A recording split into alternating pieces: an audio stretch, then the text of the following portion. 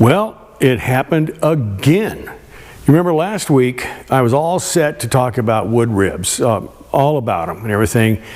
And I ended up with this. I mean, like, you know, the night before. And so I ran over to Montana, picked it up, and that was last week's video. Well, this week, I was going to tear into this thing. I'm kind of really curious what's under here.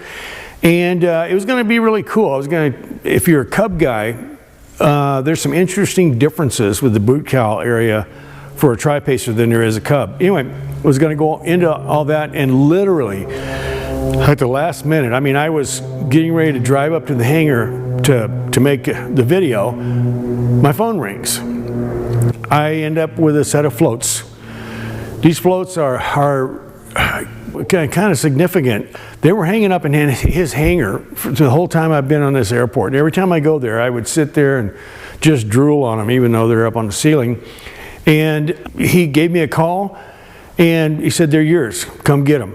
And so I came up here. Instead of working on this, I hitched up the trailer, went over to the hangar where they were. We loaded them up, hauled them over here, and now I have a float project for the Super Cub project. So anyway, I'm pretty excited about it. You know, I see those floats and it just screams Alaska to me. You know, I would really like to get a lot, like a 5-acre lot or whatever, in Alaska on a fly-in only, there was no roads, fly-in only lake that's, you know, pretty far, I say pretty far, 45 minutes, hour flight away from Anchorage. And those are kind of affordable, you know, really. And so these floats are going to make that happen. They're PK 1800s.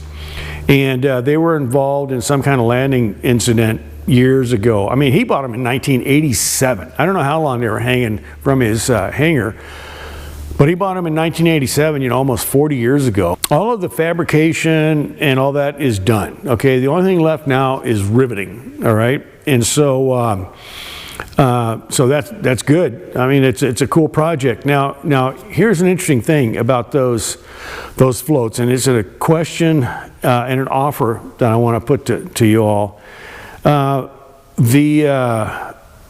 The floats were set up, the rigging and all that is set up for a Citabria. Okay, he was kind of a Citabria guy. You know, it has the little stub landing gear pieces for the Citabria that the float's attached to. And the struts, the ones that are not damaged, well, anyway, all the struts are for Citabria.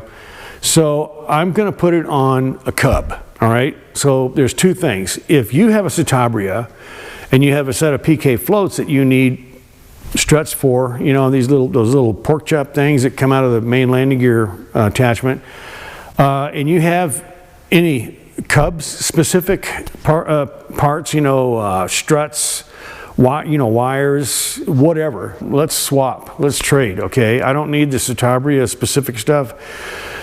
I just need the Cub stuff. So, and also, if you know, just put it in the comments. You know, if you have something that you see in this video that you need, and you have something to trade that'll help me with my Cub. And also, put it in the comments that the last I knew, if you wanted PK parts, Eddie Peck was the guy to go to. So anyway, if there's any new information on that, where to go to get repair parts for these floats, I'd appreciate it. I had to put the keel runner strip on about the last couple feet of one of the floats, and I had to reattach those little, I can't remember what they call them now, skags or whatever. They're, you know, kind of sub keels that go on either side of the keel that run down along it. The terminology escapes me now, but I had to put all those back on. I have them. They just need to be reattached. Actually, the only thing left is just riveting.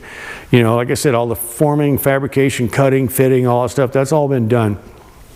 So it has new bumpers on the front, obviously. And, you know, have all the hatch covers, all that. The one thing I am missing, I have the hardware on the back that the water rudders attach to, you know, the shaft with that pivots and all that, but the actual water rudders themselves, I don't have those.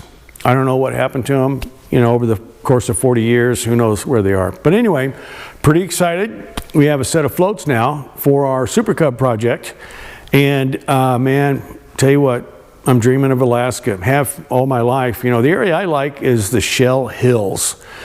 There's one big long lake there. I think it's probably 3 miles long, called Shell Lake. But there's a bunch of other little lakes all around it in that Shell Hills area. And you know, lots are, well, maybe until this video comes out, lots are pretty affordable there. And there's no roads, so I mean, you're just going to be on your own, which is what I would be looking for. Anyway, pretty excited. If there's something here that you can use, let me know. If you have parts that I can use, let me know.